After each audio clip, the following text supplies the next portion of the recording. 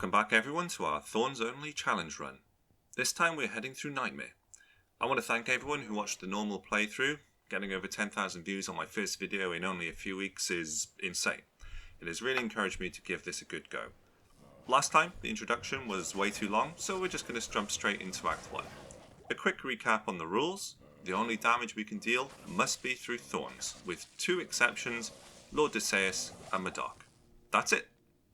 As we take our first steps on this leg of our adventure, I'm going to talk through what's going through our minds as we step up a difficulty. We know things are going to get a lot tougher, so we need clear goals, and considering this is Diablo 2, that mainly means gearing up. You may recall we finished normal difficulty with basically nothing equipped, so if we were to conjure a shopping list, what would it look like?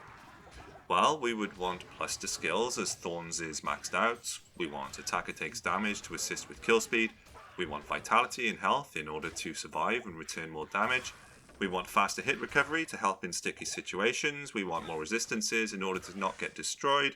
We want gold find to help us gamble and repair our expensive teleport usage. We want magic find to force out more rares and uniques that make the game more interesting. We want more auras just generally, and things like dexterity, faster run walk, strength, damage reduction, extra defense, increased chance to block would also all be welcome. So we're not really asking for much, and we haven't even thought about the when struck affixes. With our brain frazzling under the weight of desire, we settle on one thing. Let's just get to the counters. There we can do a little bit of experience and rune farming if we deem necessary. That is often my plan anyway when hitting a new difficulty, and it's as good as an idea as any. So, where are we up to in the gameplay? I don't know, but maybe future me will have skillfully edited this video to time us with just about hitting the tower. Boom, like a pro. Now that we have access to two difficulties, there is a feature open to us where if we are unhappy with the tower maps, we can hop to normal difficulty and back to reset them. Thankfully this won't be necessary as we seem to get very favourable maps. Remember we have a teleport staff on weapon switch also if we need to jump around faster. On our way down the tower, we stop off to farm champ packs and uniques. They are more common in Nightmare and will be important for us to get our levels up. Many challenge runs can get through the game without much care for levels, but seeing as our modus operandi is to stand still and get hit repeatedly, we're going to need the boons from leveling up. We hit the countess and it's fairly obvious we can't comfortably tank anything. Nevertheless, we land our first yield and it's decent. Talam. We could decide that now is the optimal time to devote a couple of hours or so rune farming. But I find challenge runs are often at their best when the obstacles, the hurdles, the complications, the pain and the suffering are presented up front, so that the triumph of success is amplified. We head for the Tamer Highlands and hit level 39. We are in general very happy to see swarms of melee enemies. They are our food that will help us to grow and be big and strong. In the outer cloister we get a taste of the suffering that lies ahead for us. Our lack of decent equipment lets a unique pack chunk us down to 1 HP too easily for our liking, and as the gameplay continues through the act I need to put out the current thinking of our stat distribution. You see, we've invested nearly everything into vitality as, well, that's fairly obvious, but in doing so we have neglected dexterity. The reason for this is that, though Thorns triggers on block, the percentage return damage element does not, so the less we block, the more we DPS. This worked well in normal, as monster damage is more manageable, but as we walk through Nightmare it may become necessary to invest more into block just to survive. The downside of this is our DPS will drop, which is going to really hurt our ability to slay enemies. Either way, one thing is for certain, it's going to take more time to get through this difficulty. Anyway, we develop a skill we started picking up in normal, tucking ourselves into a corner to avoid getting swarmed. It is likely to prove useful throughout the run. We come across the smith and we Rocky 2 it up. Kinda. We progress through the act and ask yourselves, honestly, do you think it's possible to take down Andariel with our current setup? Even a unique Dark Shaman is no pushover. We grab the Catacombs waypoint and as we are 99.9% sure we'll be needing it, and on level 3 we take a small fight against a lightning enchanted enemy. There's only a couple of enemies here and they are causing major problems, so our lack of confidence continues to be justified. Also, in case you didn't notice, the lightning enchantment is triggering on the Thorns damage. We hit level 4 and teleport up to Andy to be greeted by a huge mob including champions and a unique. We scarper and run around trying to get the monsters away from Andariel. We teleport back up again in an attempt to de-aggro, and it is clear our cast rate and recovery rate are not good. We take massive damage, haven't even begun to thin the pack, and run to town. We think to ourselves that we may as well give it one attempt, so we chug some poison pot, say goodbye to all our friends and family, leave our inheritance in the stash, turn on our out of office for eternity, and head back through the portal. It ends about as well as you'd expect, but hey, remember what I said, with great power comes... wait, no, that wasn't it. Something about pain and suffering? Oh, screw it. Let's just begin the real, authentic Diablo 2 experience. Not the quests, not the talk option when you go to an NPC. No, we mean the true essence of Diablo 2. Farming. And the best place for us right now is the tower. Damn it. Damn it again. Damn it again, again. We're not doing particularly great, it must be said, but there's good news as we get an Eth rune that we throw straight into our Tal armor to complete stealth. This will undoubtedly speed things up. Sometime later we get a pretty cool drop, a unique Joe staff, razor switch, +1 to skills, a ton of health, +50 to all resistances, magic damage reduction, and, interestingly for our run, attacker takes damage. It's a crying shame it's on a two-handed weapon. There's no way we'll be doing this without a shield. It goes in the bin and is just a demonstration of how many Diablo 2 uniques are just unusable. While we're on the subject of equipment, it's worth noting that as well as running the counters for runes, we also check the side rooms on level 5 for gold and base items that could be of use to us. Every Diablo 2 player knows what sword and shield we'll be aiming for. You know the rune word everyone always gets. The utterly broken one? The one that would still be used if every stat on it was halved? Yeah, that one. Anyways, we carry on and get a little better at what we're doing, making use of our weakened charges, because why not? Though evidently forgetting to use Holy Shield consistently. That's a familiar story. After about 90 minutes of farming, we settle with what we've got. The highest rune we have is Hell. We had some rune words in mind for Io, Lum and Co, but we can't be doing this forever. We've got an Act boss to slay. We head back to the Catacombs level 4 and hop over to Andariel's throne room. We clear out the Carver Shaman and poke around to see if a reset is in order. Everything looks really clear. Such stark contrast to before. We engage Andariel and she hits hard, with her poison really doing a number on us. We do take a death, which I'll cut for brevity, but she actually goes down relatively trouble-free, dropping a Rathus collar, which would have been useful during the fight. We haven't made any major changes to our equipment, only completing stealth, so all in all we feel somewhat confident heading into Act 2. But let me ask you, do you think our confidence will last? Let's find out. Our Act 2 journey will be nothing new. We quickly head out to the Dry Hills and start our quest for waypoints. We take a small skirmish against a champ pack in the Dry Hills to check our strength in this act. We clear through the mobs, but our health depletes rapidly and we have to constantly guzzle potions. We find the far oasis quickly enough and realise our kill speed will be too slow against these maggots. We grab the waypoint and move on. We drop a TP at the maggot lair and head onward to find the Lost City waypoint. On our way there we stick our head into the ancient tunnels. Mages make it a nope. A moment later we find the waypoint we need and head back to the maggot lair.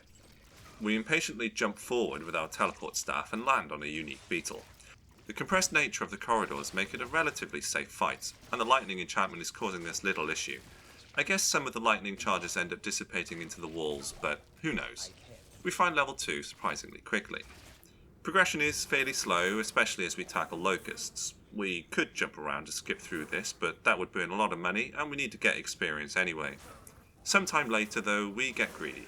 There are 2 unique locust packs here and we don't look after ourselves well enough, with the last hit taking us down from 174 hit points to 0. That's quite a swing for such an enemy. The issue is compounded as we try to get our body back. We had been jumping around a little bit, and so now we need to walk through locusts we had been ignoring.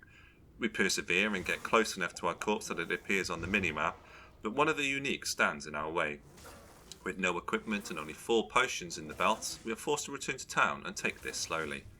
We return and tactically retreat step by step, allowing us to recover HP. Soon one of the uniques drops. We run up to our corpse but can't quite reach it. We try to lure the locusts out to run around them at the cross section, but we just end up trapping ourselves. Thankfully Thorns manages to make a gap for us to escape once again. We jump back in again, and the amplified damage curse shows its strength as the second unique makes a statement. But soon enough, we punch through and retrieve our corpse. Remind us in future just to teleport around next time, yeah? We carry on to level 3, and what a level 3 this is. We pretty much walk straight into Fatboy's chamber and grab the Staff of Kings. Next up is the Claw Viper Temple, home to many melee monsters. We enjoy ourselves immensely here, taking one fight after another without getting into too much trouble. We find level 3 quickly enough and take a sketchy fight with Fangskin. One of his bros lands a sneaky hit on us as we try to retreat, and we take a death. We hop back in and have some blindness finding our corpse. No biggie though, we take down Fangskin and grab the Viper Amulet. Next up is the Palace, which is again rather uneventful. We take a strange fight against these champion Dune Beasts, and the unique guard in the portal misbehaves once again. In the Arcane Sanctuary, we take a big fight against a cluster of spectres. It's far too tempting to skip, but we are made to pay as the cluster brings us down. Moving swiftly on, we have a bit of fun exploring the wrong ends of the sanctuary. We engage another large cluster and suffer another death, and I wouldn't blame you if you thought there was a skill issue going on here.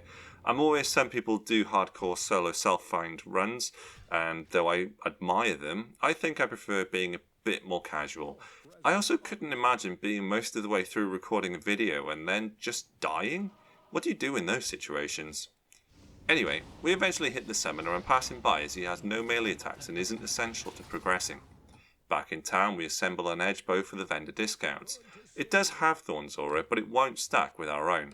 Those of you knowledgeable in the game will know, however, that it does stack with the Bramble rune word, but we are well off that part of the game. We move on to the Tomb of Tal Rasha, and some gorebellies begin what is going to be dubbed Diablo Depression. It begins rearing its ugly head when things suddenly start getting a little bit more difficult. I mean, sure, these gorebellies just so happen to be cursed, and funnily enough, we double check to make sure we're on players 1.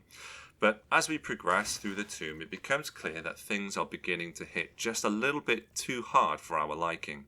We run through the tomb, trying to avoid fights as best as possible, but there is a high density of monsters here, which makes things very difficult for us. We're also dirt poor and don't want to be teleporting around too much. We explore one direction sufficiently enough and take a death, which is just a trigger for a reset. We head back to the tomb and on the way take a fight against a unique Hellcat. It's a manageable fight, but not particularly comfortable. When we get to the tomb, we find ourselves blocked in a doorway and can't teleport quickly enough away owing to poor hit recovery and maybe poor cast rate as well. It dawns on us that even if we were to get to Duriel and surpass him, Act 3 is just going to be worse. And if we could cheese Act 3 somehow, the Chaos Sanctuary would be an unsurpassable wall. So we do what anyone would do in this situation, and it's very much like being hungry and staring in a fridge you know to be empty. I mean, sure, you see some ingredients like an onion rune and a carrot gem, but where's the pizza rune word that will satiate us? And I've been meaning to try to shoehorn in my rune word dreams, and maybe now would be as good a time as ever. Because when I started this Nightmare Challenge, I wrote down mid-level rune words that I expected would benefit us. So let's roll some B-roll as I quickly go through what we were dreaming of. In the Helm slot, we considered Law, or Sol, for the extra skill point and damage reduction. We also thought of Bulwark, Shale Io Sol, for faster hit recovery, vitality, life regen and damage reduction. In the armor slot, we would be partial to a Smoke, Nephlum for a big resistance boost and faster hit recovery, and we also wouldn't mind Hustle, Shale Co-Eld for faster run walk, dexterity, some resistances, and curiously, evade. As a shield, we imagined Rhyme, Shale Eth for Cannot Be Frozen, Gold Fine, Magic Fine, Better Block, and All Res. And we had Visions of Splendor, Ethlem for +1 to all skills, Better Block, Magic Fine, and Gold Fine. However, we find no good bases, and our highest rune is still a Hell. I did enjoy thinking of different ways of saying that we wanted something though. So, in the words of Willy Wonka, you get nothing, you lose, good day. Or perhaps you're more partial to a Simpsons reference. So, that's it. After all those Countess runs, so long, good luck? I don't remember saying good luck. So it's time to put our big boy boots on and just crack on. We finished navigating the tomb of Tal Rasha and set the staff, opening the way to Duriel. We chug some cold pots and head in. He hits like a truck, with some hits dealing 200 hit points of damage to us, but on the whole, he's manageable. We burned through a lot of health potions, but it seems that Act bosses are actually rather nice for us to deal with. Long may that continue. And after all that fuss and bother about being underleveled and under-equipped, Duriel throws us a bone. A unique salad. Rockstopper. And we are very happy to see it. Strong defense, faster hit recovery, extra vitality, strong resistances, and damage reduction. It's basically the Bulwark runeword. I'll put them side by side on the screen for comparison. We move on to Act 3, and let's talk dexterity. I won't go into the block chance calculation, but basically we've decided we can't ignore it. So we've been investing into dex and are running at about 40% block chance. We'll be getting that higher throughout the run. We seem to be doing alright and take down our first unique of the act, grabbing the Jade figurine. We move on to the Spider Cavern, grabbing Khalim's Eye, and once again it seems that the Amplified Damage curse is truly our mortal enemy. We quickly Scarper and really ought to avoid cursed enemies on a permanent basis. We don't take this advice and die. Now, I don't know if anyone else does this when playing through somewhat casually, but I always like to balance progressing through the game with a little bit of farming on the side. So we head back to Duriel. I mean, he was ever so generous last time, wasn't he? Let's do an edit as efficient as our teleporting, and snap! Trash Duriel drops. Okay, let's try again. And snap. That's more like it. Another unique from just our third Duriel kill. Duriel's Shell. How appropriate. There's a lot of defense on this thing, and as well as a bonus to life and resistances, it has the cannot be frozen affix. Honestly, we are elated at these last two uniques. They contribute immensely to our survivability and save us grinding runes and bases for those slots. We also do a little gambling and end up with a really neat belt, which will help us equip our new armor, grants faster hit recovery, and has a good amount of health for us. We do a little bit more grinding to get the requisite strength for our cuirass and gear up. Our block chance is still low, but defense is decent. We talked about the downsides of defense in the previous video, essentially concerning chance to hit because Thorns can't return damage if most attacks miss you, but really there's no escaping the necessity to survive. We can always just take a little bit more time killing things. Back to Act 3, we run into some unique suckers, and though the blue ones drop, the red ones leech life, so we need to run away. But more Diablo curiosity occurs as we run into more suckers. Run away some more, just to find more suckers. Run away again, into more suckers. We stick around and take down the blue ones in a rather entertaining skirmish, or we should say as entertaining as a Thorns-only adventure allows. The amplified damage again makes things hairy, so we have to run away, and what do you know, more suckers. I don't know if this is normal, but I thought it was quite funny. Moving on, we find the Spider Forest waypoint, which won't be helpful. Move on to the Great Marsh, grabbing the waypoint, which won't be helpful, and take a fight against a funky coloured tree. It's quite satisfying seeing these big chunky things getting destroyed by a little spiky man just standing there. We hit the Flayer jungle and enjoy ourselves anytime there are melee enemies hitting us. We move on a little further and our enjoyment cranks up a notch as its superior Taj drops. Not overly exciting until we see it has 4 open sockets and 34 to all resistances. This is, let's just say, very, very, very, very, very much what we want. We find the Gid bin, and just like last time, the monsters start misbehaving, so we're unable to complete this quest. We drop a TP at the Flayer dungeon and move on to find a waypoint.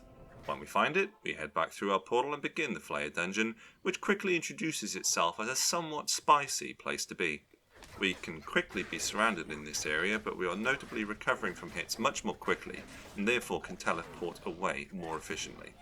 The dungeon ends up being fairly uneventful, so we just grab Khalim's brain and move on. Back in town we have one very important thing to do. Assemble the most broken runeword in the game. Spirit. Talful Alt Am, which gives us 2 to all skills, vitality, faster hit recovery, resistances, and even some attacker takes damage, which kids us into thinking it fits the spirit of the challenge. There was a comment on my previous video that we should put 4 perfect skulls into a shield, but firstly, we don't have 4 perfect skulls, and secondly, we don't have 4 perfect skulls. Now, technically speaking, that's only one excuse, but it's such a big one, it's worth mentioning twice. Shout out to those who get that reference. Okay, so we're really happy with our helm, body armor, and shield slot. Let's have a level check. Here's us hitting level 45. We progress up the Stormtree, the gatekeeper for Lower Kurost. He gets taken care of easily enough. The Bug Boys are back in the form of Hell Swarms. Like their Act 2 counterparts, they take a little while to take down. We hit the ruined temple and are greeted with melee enemies, our favourite. The Flesh Hunters guarding Lamessen's tome are not accompanied by other mobs this time round and are satisfyingly disposed of. We stop off for a bit more gambling and end up with some decent boots for an upcoming challenge. It should be no secret to most viewers that level 5 Nova is the most damage we can have on a when struck affix for magic or rare items, so we are glad to have these with some extra stuff attached. The majority of our Nova equipment is just blue, which is going to make us extraordinarily weak when that time comes, so having some yellow, that's nice. We head to the sewers, and if you've seen my 2 challenge runs to date, they have been really generous to us, with us finding chance guards in our Desert Merc only challenge. This time though, they are more ordinary, and even scare us a bit with a fanaticized unique pack. We don't hang around here long, and soon come across a unique Gloombat that we think always spawns near the stairs. Unfortunately, this time they seem to bug out and not really want to take the fight, so we just move on and grab Kalim's heart. At Kurost Causeway, we take a fight into amp damage again, but this time emerge victorious. The skirmish was much more manageable, and we run up to grab the Travincal waypoint. We honestly don't know if the council will be good or bad, though we imagine it's probably going to be bad. We start off relatively calmly, and are thankful that our resistances are doing a good job keeping the Hydra damage down. Things do get a little too hot to handle mine, so we run inside and try to force down some council members. We don't have much success, probably down to amplified damage rearing its ugly head again, but we manage to take a better fight on the right hand side, until teleporting away is necessitated. Unfortunately for us, we haven't got a handle on this engagement at all, and take a stupid death. We go back without resetting and recover our body, and manage to corner 1 or 2 and take them down. We engage Ismail, and I don't know if anyone else gets irritated by this, but you cannot weapon switch quickly after teleporting. You seem to have to wait to have properly settled before doing so.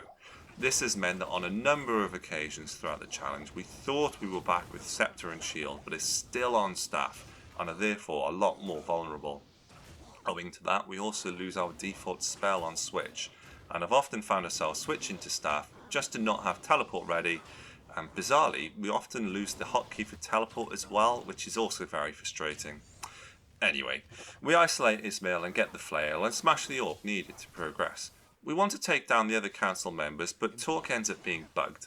We take down Galeb and call it sufficient. Is he even called Galeb or Galeb? I don't know. I imagine depending on where you're from, you might be pronouncing these council members differently. But anyway, we head to the Durance, where we are made to feel most welcome in a you're not very welcome kind of way. We're clearly still a touch vulnerable on the hit point side of things, a side effect for having invested a lot into dexterity recently. We return and deal with our unwelcoming hosts. We reach Durance 2 and grab the waypoint before taking a smashing fight against some maulers and a unique cadaver.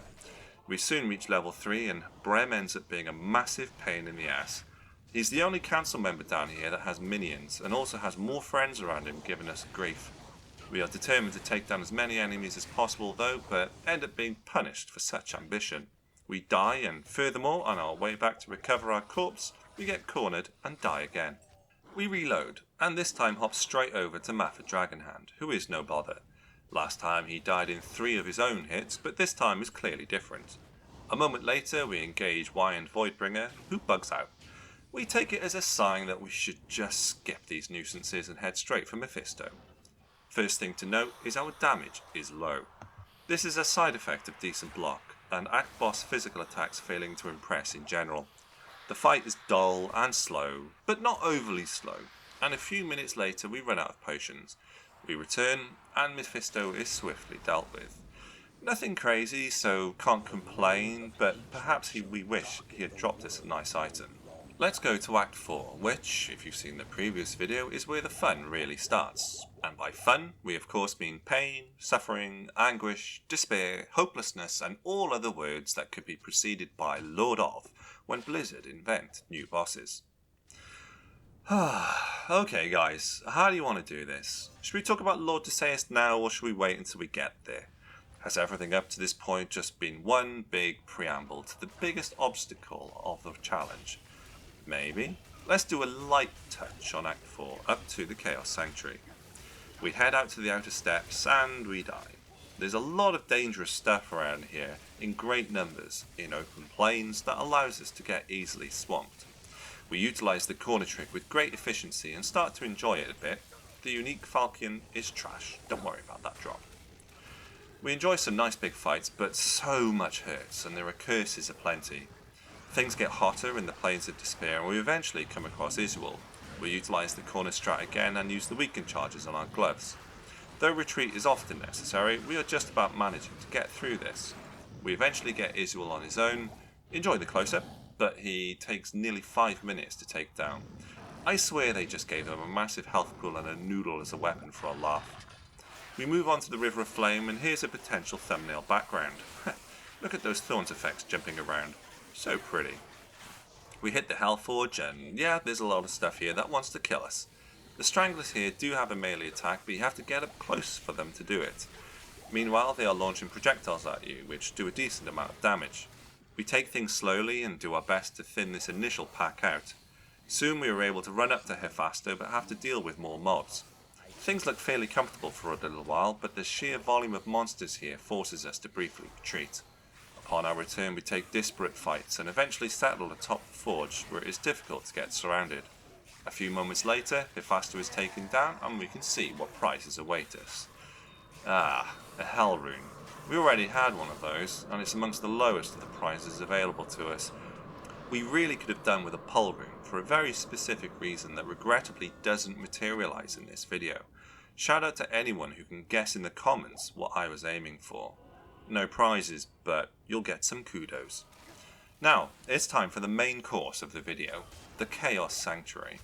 If you missed the normal playthrough, then I just need to say again that Lord Seis doesn't have a melee attack and cannot be lured out of the Sanctuary to trigger a Diablo spawn. So, for that fight, we will use a special setup.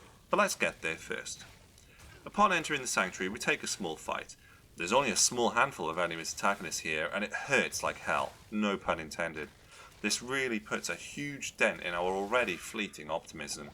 We progress on, walking to ensure we can block, and the Oblivion Knights announce themselves in spectacular fashion by hitting us with a couple of curses, making us weak enough to get rapidly chunked down. We were unable to teleport away in time. We make a decision. This is going to be really, really crap. What doesn't help is the level disparity between us and the area. You see, the Nightmare Chaos Sanctuary is monster level 58. We are 47. I think, maybe a little bit lower, which makes us much easier to hit for the enemies within. So desperate for experience, we grind the tombs in Act 2. We take as many unique and champ pack fights as we can, as they offer a greater yield of experience. It's also worth noting that there is an experience multiplier based on where you are leveling and what level you are. So for example, at level 50 you get 88% of the experience in Act 2 Nightmare, but 95% of the experience in Act 3. So as we get a higher level, we want to leave older areas behind, which is a shame, as we enjoy the Rocky Waste in Act 2 due to it having a lot of melee enemies. We do a little exploring in the Stony Tomb, but we're not so sure about these skeleton mages. We happily tank the poison variant though in order to take down anything melee. We continue to take more and more fights, but unfortunately do die, which is a downer every time. And we have a little thought. What if we went to the cow level and went players 8 in normal? Would that move our experience bar up a little better, or is it an utterly ridiculous idea? Well, based on experience bar versus the Cow King, this has been a mistake. Get it? Steak? Ah, God, we're going doolally at all this grinding. We are thrown a bone, pun very much intended this time, as Pindleskin ends up being terror zoned. Check out the experience bar now. That's more like it, right? We're going to hang out here for a while, and soon enough we hit level 49, which is a nice level because we can invest 20 skill points into a level 30 spell. I'm sure some of you watching may have been popping a head vein with a very valid suggestion for Lord Seis. A little tech switch into something that will boost our damage against him specifically. Conviction Aura. We head to Act 1 and reset our skills. We chuck enough strength in for armor, get some vitality, and chuckle at our 3% block chance at our current dexterity. We max Thorns and Conviction, and get Holy Shield. We return to look at our stats, and though we would love more vitality, we calculate our block chance and realise that with everything else put into dexterity, we will hit 60%. It's still some way short of the cap of 75%, but it's decent for now and can be improved with more levels and further investment into Holy Shield. Whilst we're hanging around in normal, we mop up an unfinished quest, getting the Book of Skill from Radamant. Okay, let's try our new approach on Lord Seis, assuming first that we can get to him. Let's go. Ow, ow, ow, ow, ow, ow, ow, ow. Run away, run away. Okay, let's show some respect. We may have got a couple more levels, but we're still weak. We do take a couple of deaths that I'll skip, so we decide just to teleport right in there. When we hit the seal, it looks like a big fat fricking nope. We jump to a calmer section and whittle down the champ pack here. We slowly push on to engage more enemies, but take a death. These Oblivion Knights are really a thorn in our side. We return and persevere, slowly taking down monsters to clear the area out. Eventually there are only a few left. We activate the seal, then head to gear up for Seis. We leave our scepter and spirit shield on, and have 5 level 5 Nova items, and 1 level 4 Nova item. We're not happy about our amulet. One little trick we've just not been doing is saving jewellery to use in the cube that would allow, for example, 3 rings to become a random amulet. Maybe using that we could have got something decent. So, as things stand, we have level 22 Conviction Aura, which reduces elemental resistances by 135%. That sounds excellent. Let's rock. And after a few hits landing on us, we're dead. That was a really quick demise. We jump back in quickly, gather our corpse, and die again.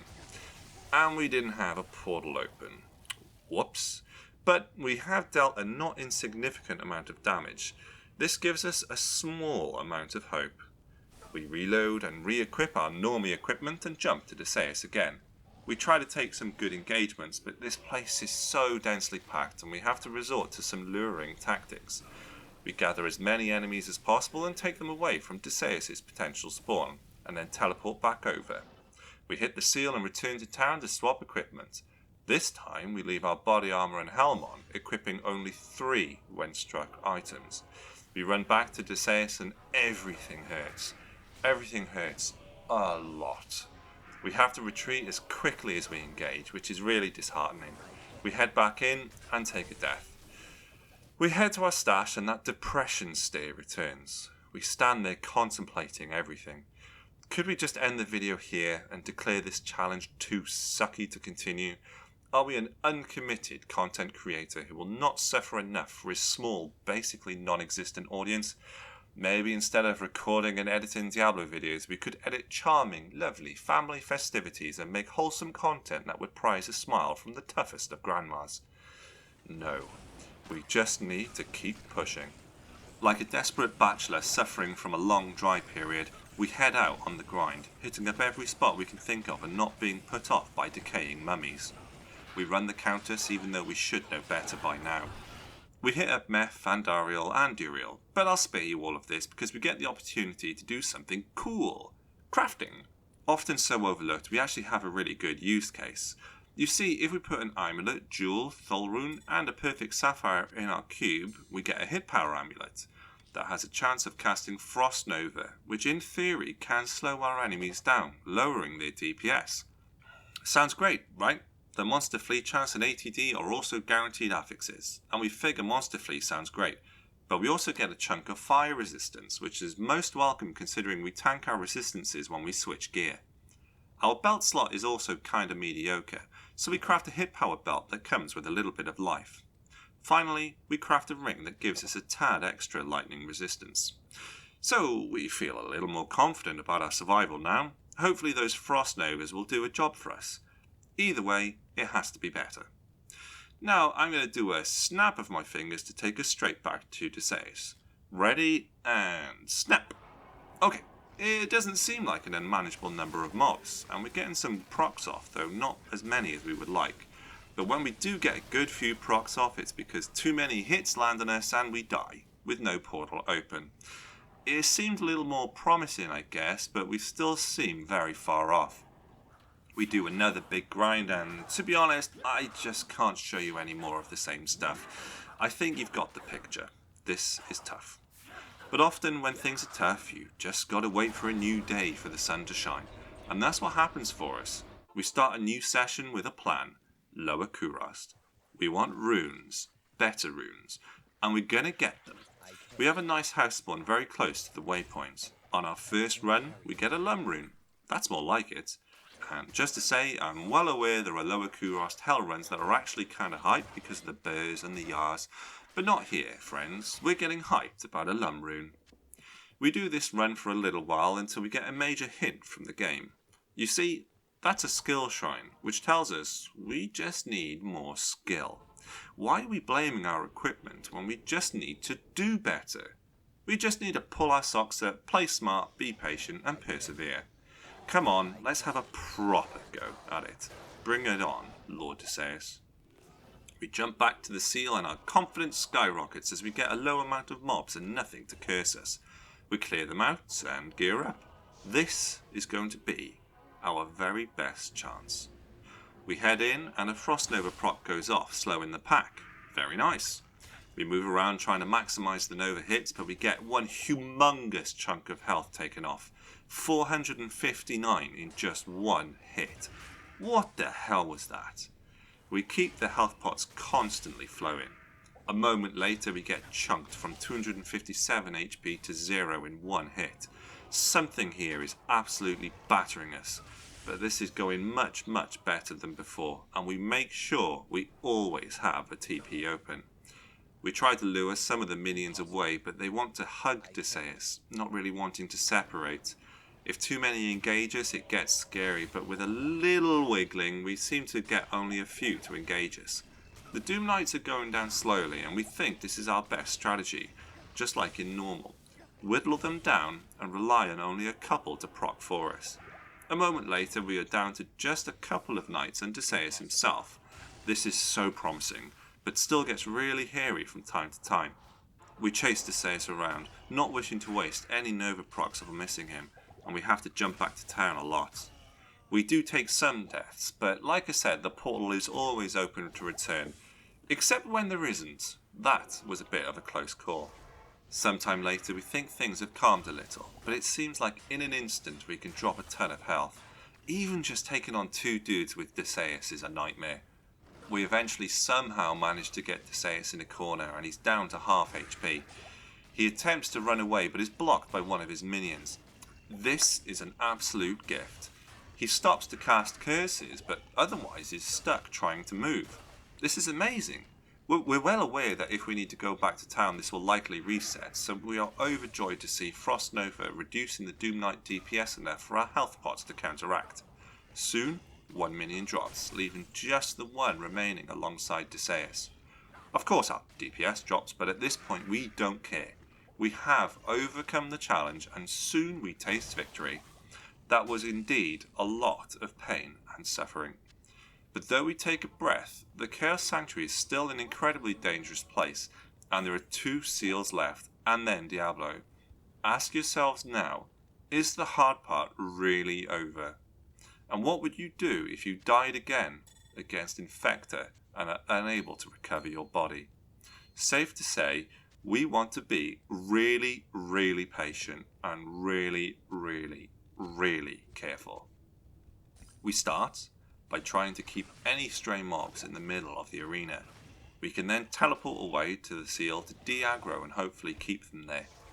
When we land at the seal, we're relieved to see that there are no enemies there waiting for us, though there will certainly be some around the corner. We know we're going to be teleporting around, so it's important for us to have plenty of charges, but rip, that repair cost is nuts. So we sell a bunch of spare runes, and some more spare runes, to get enough money. We head back to the sanctuary. We take down the first pack of mobs, happily all having melee attacks. We run around and hit the other seal before returning to trigger the Infector of Souls. We tried to lure some of his minions over, but again they are somewhat bound to him, which is frustrating as this would make things much easier. We poke in and out of the pack, teleporting away at the slightest sense of danger, but there is clearly still some aggroing issue, which isn't helped by the speed of these demons. When Infector shows up, it gets really scary. We cannot take them all on, and we need to separate them somehow. We teleport away. We begin creeping in again without much success, so try dealing little bits of damage in between running away. It's slow progress and seems like dangerous work, and our teleport charges dwindle lower and lower. What seems to be more frustrating is the minions seem to be regenerating life. It seems like Monster Heal is kicking in and becoming a nuisance. Thankfully though, it seems like the Infector is not regenerating, or at least not by much. We frequently make trips back to town, and each time we do, we need to head to another area and farm it for gold. We are very careful to not use a town portal elsewhere. Returning to the sanctuary, we always have a strict pattern. Ensure Holy Shield is on, check our hotkeys, open a portal, jump away, and then engage. Eventually we manage to have a smaller group engage us, which is much nicer. Unfortunately though, the damage does pile up and we have to jump away, which triggers a frenzy. We dart back to town, hoping we haven't somehow regrouped more of them together. We return and tuck ourselves in a corner as best as possible, but even though we use weaken, we push our luck and die. Our teleport didn't work. This was really stupid, and our hearts sink. But we do notice our enemies have dispersed somewhat from the portal, so maybe we can recover our corpse. We jump back in, and thankfully our corpse is clickable. We manage to sort out our hotkeys and return back to town to mentally reset. When we return, we again make sure we use weaken, and just when we need to retreat away, teleport isn't on weapon switch, and we die. And this time, it looks absolutely awful. Infector and his cronies have crowded the portal. We have to try to go back in. We cross our fingers, toes, and anything else, and head back in. We die instantly, but did manage to get a portal off. We immediately head back in, run around, and recover our corpse. We got lucky there. Really lucky. A bit more back and forth follows, and it's somewhat relaxing having to head out to get more gold. For example, here's a little Tamo Highland intermission, where we can take just a little breather. We also jump to Lower Kurast and get a tier rune, which we'd been looking for a while to complete strength in our scepter, which grants us a boost to vitality. This is a sign to spur us on. Back to the sanctuary, and the awfulness continues. They're all grouped up now, which is really frustrating, and I'm sure it's going to be frustrating to watch as well. I'm sorry, but this is just how the story goes. We put ourselves into a corner and then quickly launch ourselves to another one, and good heavens, we've been thrown a bone. We've got 3 of them isolated. Finally, a turning point. A short while later they are dealt with, and we lure another minion over somehow, who is joined by another soon after. They too are dealt with. We're in the swing of things now as we get a close-up with another isolated Venom Lord. We're really beginning to feel it. The tide is in our favour, and we feel like we're moments away from putting this part of the challenge to bed. We manage to get the last remaining few in the corner, and then a few moments later, the Infector of Souls falls. We draw a deep breath and are confident we'll be able to progress through the rest well enough. We head up to the final seals and do one very big lure, as there is so much chaff here we cannot risk them joining with the Grand Vizier. We hit the seal and head into melee range. We don't appear to be taking insane damage, so we're happy that this one is much easier. It doesn't take long for us to achieve our objective. On to Diablo. We stand as close to Diablo as possible so the lightning shoots overhead. Our max resistances mean that the fire attacks don't cause us a problem. His health slowly depletes, but all in all, it's just another case of an act boss being a bit of a slog rather than a problem. After about 8 or 9 minutes, he is down to about quarter health, and the only danger we get in is when we mess up our positioning. The lightning attack still really hurts, even with 75% resistance. A few minutes later, and about 15 minutes or so in total, Diablo drops. We are quite glad it went back to being straightforward after a couple of hellish encounters. Let's crack on to the next act. We make our way up to Shank, whose posse causes no problems. Eldritch soon drops, and we are generally quite happy to take encounters against clusters of melee enemies. we make haste through the act, taking down Thresh Socket on the way. We want to rescue Arnia for resistances, as this will help when we are forced to equip our Nova gear. So we grab the Crystalline Passage waypoint and seek out the Glacial Trail for later. And how's this for a waypoint location? Perfection. In the Frozen River, we activate an Evil Urn and get a unique set of Claw Vipers to go along with the Champ Pack. It's a bit of a sketchy engagement, but due to their high damage output, they take themselves down more quickly. We're enjoying Act 5 so far, and who can blame us after all the stress of Act 4? The next Evil Urn is not quite as exciting, but it is satisfactory taking down these Dark Lancers. We eventually find Arnia and take a fight with the frozen abysses that surround her. It's fairly comfortable, and a moment later we rescue the damsel in distress and take down Frozenstein. Now that Arnia has been rescued, we have Pindleskin open to us. In normal difficulty, Pindle was an amazing source of experience for us, as the skeletons smashed themselves down against us, even on Players 8. If we can repeat this, then we could easily grind a ton of levels here, ensuring our late game in this difficulty will be much more manageable. Unfortunately though, even though it isn't exactly slow, we take a lot of damage against the skeletons, which makes it quite perilous. Furthermore, the experience doesn't seem to be brilliant, but it's still quite, okay, I guess. However, there is one very positive outcome from this. We get a 4 open socket broadsword. It's fairly obvious what we'll be using this for, another Spirit Runeword. Though our Thorns level will stay the same, we get a boost to Conviction and Holy Shield, so we're very happy with that. 22 to Vitality will also make a big difference. It's probably the final piece of our equipment puzzle for this difficulty, so here is a snapshot of our character stats. It would be nice to get over 1000 life in the near future. We test out Players 8 Pindle, but the kill speed seems to be too slow, and their damage output a little too high.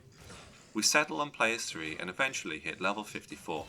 We really should continue grinding, but we don't see how much stronger we could reasonably get before progressing, so we carry on to the Glacial Trail, where we take a lovely fight against a unique Bone Warrior.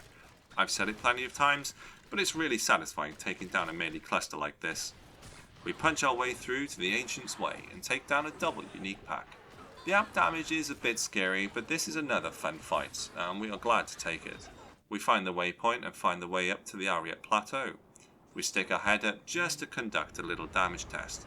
It seems to be okay. Talik and Korlik look like they'll take themselves down well enough, and we were able to survive. But we're going to need a lot of health pots. Just a quick reminder that Madawc does not have a melee attack, so cannot be killed with Thorns, but his attacks do trigger when struck, which means we don't need Talik and Korlik in the fight to trigger Nova to take him down. We hit level 55 and prepare the battlefield by dropping lots of health potions. We equip our when struck gear except for the helm, as we would like to be tanky enough to survive. Let's go. We start the battle initially with Thorns, thinking the best course of action is to get Talik and Korlik gone as soon as possible. We learn quickly to walk and not run when having to move around. We glance at the health bars and notice Madawc is going down very slowly indeed, so we switch to Conviction, knowing that this too will help against Talik and Korlik. After a few minutes, Talik and Korlik are half dead and we're already running low on potions. We raid our ground supply. We estimate that we do not have enough potions for our current approach, so switch to Thorns to get rid of the two main damage dealers as soon as possible. After 10 minutes in total, Talik goes down. He has clearly been dealing the most damage to us, as he has taken himself down more quickly than the others have. A few minutes later, Korlik drops too. We get Madawc in a corner but have no health potions remaining. We really should have overcompensated. We live and we learn, and have to restart the fight after a major restock in town. As you can see, we've put a lot more in our ground supply. This time we focus purely on Thorns to begin with, and after 5 minutes Talik goes down. Another 5 minutes later, it's Tatar Korlik. 10 minutes later, Madawc is against the mountain, and there is nothing really interesting to say about it. This is, after all, a challenge about standing still and just letting things happen. 5 minutes later, we need to grab our floor potions, and it's a disaster. They've disappeared. This was a blow to the guts. I'm not going to call it a waste of time per se, but it was a waste of time. We know it's possible though, and quite straightforward, so we do a little inventory management, removing any unnecessary charms. We will prioritise floor pickups over inventory supplies, and try to click on potions on the floor under the assumption it may reset whatever counter forced them out of the game. We're confident we won't mess it up this time. Our strategy is tweaked slightly. We still open with Thorns, but when Talic drops after about 5 minutes, we'll swap to Conviction to maximise our DPS to Madawc.